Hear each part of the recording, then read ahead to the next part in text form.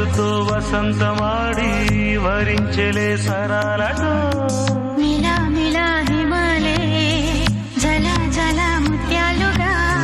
తళ తళ గళన తటిల్లత హారాలుగా చేతులు తాకిన కొండలకి చలనము వచ్చనులే ముందుకు సాగిన ముచ్చటలో మూవను పలికెనులే ఒక స్వర్గం